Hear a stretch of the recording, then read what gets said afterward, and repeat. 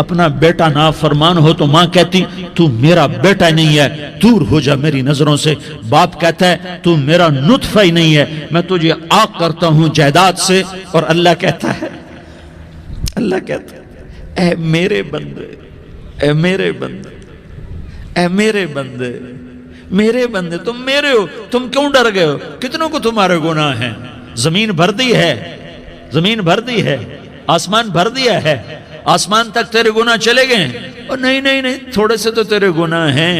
لا تقنطوا من رحمت اللہ ان اللہ یغفر الذنوب جميعا، میری رحمت سے مایوس نہ ہو، تم توبہ کرو، میں تمہارے سارے گناہ معاف کروں گا۔ تم توبہ کرنے والے بنو، میں تمہارے سارے معاف کروں گا۔ یا عبادی الذین اسرفوا علی انفسہم، اے میرے نافرمان بندو، آ جاؤ مجھے منا لو، مجھے راضی کر لو۔ من تقرب الی تلقیتہ من بعید، تم مجھے راضی کرنے آؤ، میں آگے بڑھ کے تمہارا استقبال کروں گا۔ کوئی ناراض، میں کسی سے ناراض ہو جاؤں، وہ مجھے منانے آئے تو میں اس کا استقبال کروں گا یا منہ موڑ کے بیٹھوں گا اور اسے سلواتیں سناؤں گا، جلی کٹی سناؤں گا؟ میرا رب کہتا ہے لیاری کا جو مجھے راضی کرنے آتا ہے میں آگے بڑھ کے اس کا استقبال کرتا ہوں۔ میں کہتا ہوں آ جا میرا بندہ، میں تو کب سے تیرے انتظار میں تھا کہ کب توبہ کرے گا اور میں معاف کروں گا، کب توبہ کرے گا اور میں معاف کروں گا۔ اللہ کو اپنا بناؤ، اس کے در پر جھکنے کے ساتھ۔ ہمارے گناہوں کی حیثیت ہی کوئی نہیں ہے۔ بنی اسرائیل میں ایک آدمی نے 99 قتل کیے، اس کو خیال آیا میں توبہ کروں، ایک عبادت گزار کے پاس گیا اور اس سے پوچھنے لگا میں نے 99 قتل کیے ہیں، میری توبہ ہو سکتی ہے؟ اس نے کہا ہرگز نہیں، تو بڑا ظالم ہے، تیری کوئی توبہ نہیں۔ اس کو غصہ چڑھا، اس نے اسے بھی قتل کر دیا، 100 کر دیے۔ پھر اس کو خیال آیا میں توبہ کروں، تو وہ ایک عالم کے پاس گیا اور اس سے پوچھنے لگا میں نے 100 قتل کیے ہیں، کیا میری توبہ ہو سکتی ہے؟ کہ بیٹا کیوں نہیں ہو سکتی توبہ؟ ہائے ہائے ہائے ہائے ہائے۔ میرا رب ایک مثال دیتا ہے، کہتا میرا بندہ تو اتنے گناہ کر کہ زمین کو بھر دے، اس خلا کو بھر دے، چاند تاروں ستاروں کو بھر دے، اتنے گناہ کر کہ آسمان کی چھت کو لگا دے، زمین سے اٹھا اور آسمان کی چھت کو لگا دے۔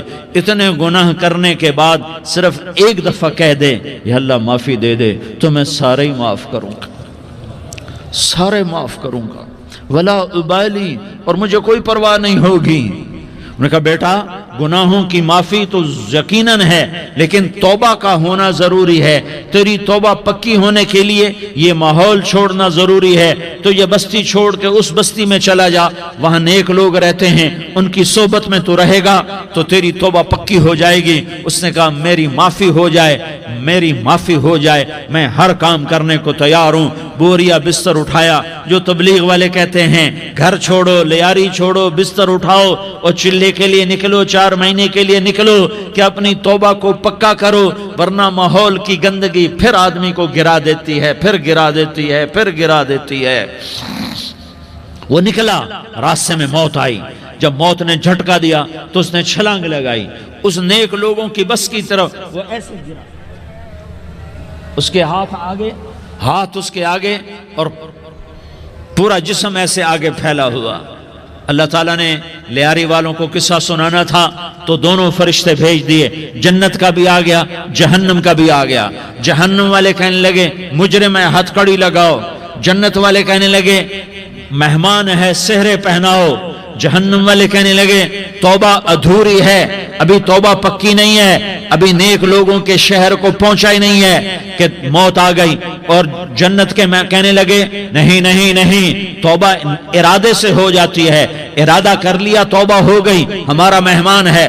اللہ نے تیسرا فرشتہ بھیجا، جاؤ فیصلہ کرو۔ کیا فیصلہ کرو؟ وہ یہاں مرا پڑا ہے، یہ اس کی بستی ہے، یہ نیک لوگوں کی بستی ہے، وہ یہاں مرا پڑا تھا۔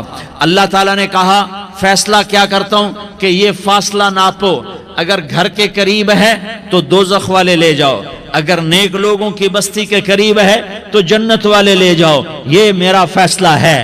ہائے ہائے واہ میرا رب، میں تیرے قربان، ہوا کیا تھا، وہ گھر کے قریب تھا اور نیک لوگوں کی بستی سے دور تھا۔